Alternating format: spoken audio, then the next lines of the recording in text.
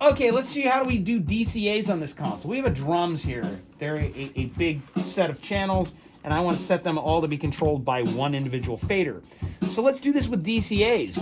You have a DCA button up here. You actually have 16 DCAs. So we'll bring up DCA number 1. Let's have all the drums controlled by DCA number 1. A couple different ways to do this. You can hit the channel job and hit the DCA group button. It brings up the wonderful DCA group button. We're going to select DCA 1. We can either do it there, or we can actually do it with the select key down here. So DCA 1. And now you just select what you want in the DCA. Go slide across it. Now all the drums are DCA'd together. Now I can really quickly turn the drums down. So that's kind of useful. A lot of sound people do that kind of stuff. Now you may want to name this DCA so it shows up on the screen. We'll close out of that. It's pretty simple. When you go into the DCA, whenever you select a DCA, let me confirm if that's correct.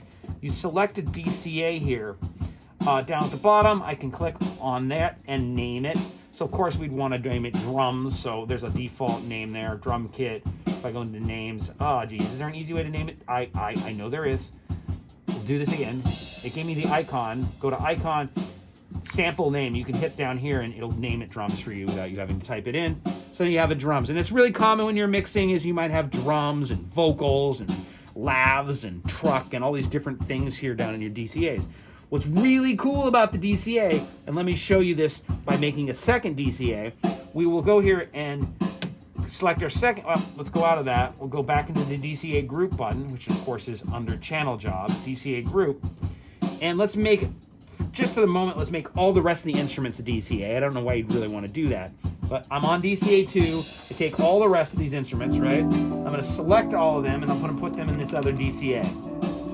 Doesn't make any sense what I'm doing, but it demonstrates something that's kind of cool. Of course, I want to name that DCA. I'm going to close that window and I would name that all my other instruments. And I don't really have a name in mind, but I can name it something if I wanted, blah, blah, blah, blah, blah, blah, blah, right ever. And of course, here's what's cool. It's called DCA spill or VCA spill, pretty common on consoles. While I'm on the DCA page, and I can get to the DCA page over here at any time by bringing up my DCAs, when you press the select key for the drums, it only shows the drums up here.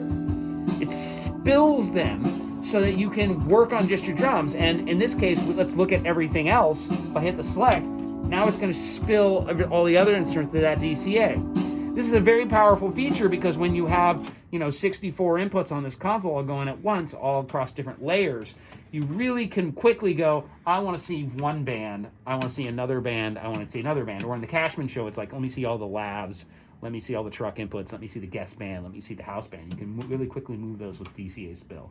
That's a fantastically powerful feature that is available on most live sound consoles, and this is how you do it on this desk.